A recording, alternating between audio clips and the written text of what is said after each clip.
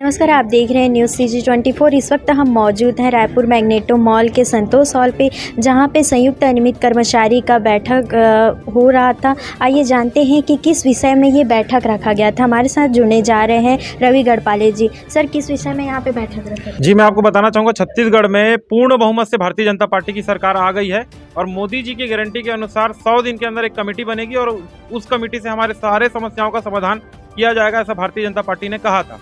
तो उसी के संबंध में जो नया मुख्यमंत्री जो भी बनेंगे, उनके बेहतरीन स्वागत के लिए एक बड़ा कार्यक्रम हम इंडोर स्टेडियम रायपुर में करने जाएंगे। और उसके लिए सारे प्रदेश अध्यक्ष, लगभग 52 संगठन के प्रदेश अध्यक्ष यहाँ उपस्थित हैं। 150 से अधिक पदाधिकारी यहाँ पर आए हुए हैं और सारे लोगों ने एक स्वर में कहा है कि हम एक बड़ा कार्यक्रम माननीय मुख्यमंत्री जो भी बनेंगे उनके स्वागत का कार्यक्रम रायपुर राजधानी में करेंगे। उसके लिए यहाँ पर बैठक आयोजित की गई है।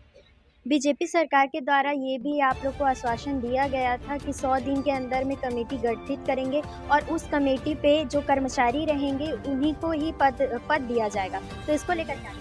जी, ये तो मोदी जी की गारंटी में लिखा हुआ है, तो ये तो अच्छी बात है। पहले केवल IAS लोग ही निर्णय लेते थे और वो सिर्फ पिंगवा कमेटी को अगर आप देखेंगे तो सिर्फ झुंझुना था, वो एक तरह से टाल मटोल करने वाली बात थी। लेकिन कमेटी में अगर अनियमित कर्मचारी के पदाधिकारी को भी मेंबर बनाया जा रहा है तो निश्चित तौर पे हम ये बता पाएंगे कि अंदर खाने कितनी चीजें फाइलें चल रही हैं, नहीं चल रही है, ये चीजें हम अपने साथियों को बता पाएंगे। तो भारतीय जनता पार्टी ने जो घोषणा किया है वो बहुत अच्छा घोषणा किया है कि IAS लोगों के साथ साथ हम पदाधिकारियों को भी वहाँ रखा है। हम लोग जो यहाँ पे सभी लोग यहाँ पे 56 संगठन के हमारे कर्मचारी साथी हैं, उनके लीडर हैं।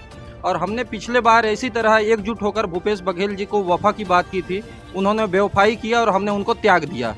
तो भूपेश बघेल जी जो धान बोने के लिए बहुत मशहूर थे कि धान करके हर जगह में वोट मांगने जाते थे और उसी के दम पे चुनाव जीतना चाहते थे। तो हम किसान के बेटा हैं, हम धान के साथ थोड़ा उन्नत हो गए और धनिया भी बोना जानते हैं हम लोग। तो जिस प्रकार से अभी कांग्रेस अभी हाशिए पे है, तो मात्र मैं बोलता हूँ उनके जो घोषणा पत्र है, उसके जो वादा खिलाफी किए हैं उसके कारण है। और निश्चित रूप से इस बार जो सरकार आई है उनको भी सबक लेना चाहिए कि जो इनसे टकराता है वो चूर चूर हो जाता है। तो कहीं ना कहीं हमारी आशा को पूर्ति करेगी बीजेपी, हमको पूर्ण रूप से विश्वास है।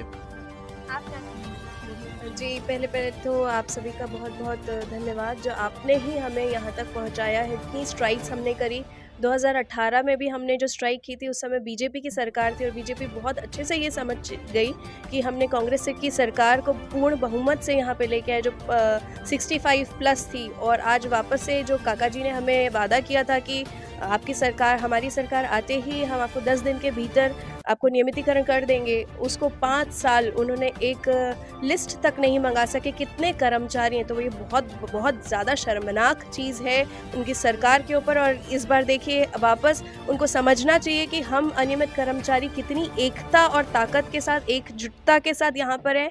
वापस हमने बीजेपी सरकार को एक मौका दिया है, वो इसीलिए कि बीजेपी सरकार ने पुनः हमें एक बार आश्वस्त किया है कि आते आते 100 दिन के भीतर हम आपकी कमेटी भी बनाएंगे और आपको नियमितीकरण का सौगात भी देंगे। इसलिए बहुत बहुत धन्यवाद करती हूँ मैं सारे साथियों का कि हमने सारे एक साथ वोट करके हमने बीजेपी सरकार को लाई है।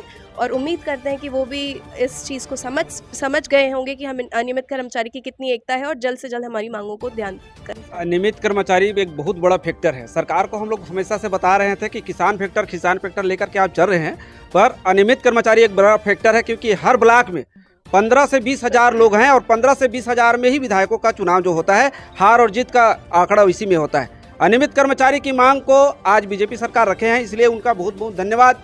और मैं निवेदन करना चाहूँगा अभी वर्तमान के सरकारों से कि आपने जो वादा किया है वो वादा को आप पूर्ण करें। ये भूपेश बघेल की तरह ये वादा में दखल अंदाजी ना करें, ना हम लोगों को कमज़ोर ना समझे, क्योंकि यही सरकार जो 15 साल की आपकी सरकार थी, अनियमित कर्मचारी ही आपको हराए थे जब 15 सीट पे आए थे। आज अनियमित कर्मचारी ही आपको जिता करके लाए हैं। तो 100 दिन में आपने जो वादा किया है, हम लोग कोई चीज़ नहीं मांग रहे हैं, जो चीज़ हो सकता है। 56 संगठन हमारे बीच में है और 56 संगठन के जितने भी कर्मचारी हैं उनसे भी मैं कहना चाहूँगा कि भाई, हर आदमी का नियमितीकरण नहीं हो सकता, परंतु जो हो सकता है वो आपको मिलेगा और ये अनियमित कर्मचारी आपको दिलाएगा। तो यही मैं सरकार से प्रार्थना करता हूं, निवेदन करता हूं कि आपने जो वादा किया है भाई, उसको वादा पूरा करिए। आज हम बीजेपी सरकार बनाए हैं और कल भी बीजेपी की सरकार बनाएंगे। धन्यवाद।